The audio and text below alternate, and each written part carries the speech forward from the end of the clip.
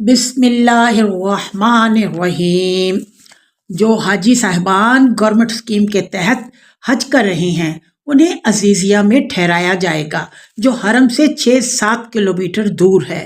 گھبرائیے مت، ہوٹل والوں کی فری بس شٹل سروس 24 گھنٹے بالخصوص نمازوں کے اوقات میں جاری رہتی ہے۔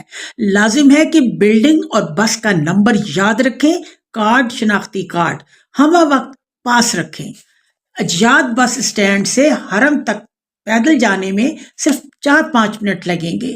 اچھا، ناشتے کھانے کی فکر بالکل نہیں کرنی، آپ خود ہوٹل کے کاؤنٹر سے کھانا فری میں ریسیو کریں گے۔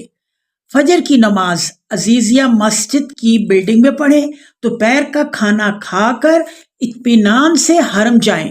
آنے جانے میں وقت ضائع کرنے کی بجائے بقایا دن کا حصہ حرم میں ہی قیام کریں، نمازیں پڑھیں اور خوب طواف کریں، اور تھک جائیں تو قرآن کی تلاوت کریں۔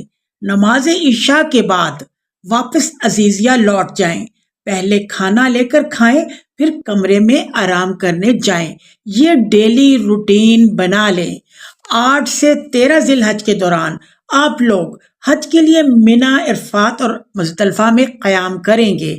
عزیزیہ تو خالی ہو جائے گا، آپ اپنا ضرورت کا مختصر سامان، کیش، کاغذات، موبائل اور پانی کی بوتل ایک چھوٹے سے بیگ میں پہلے سے تیار رکھیں۔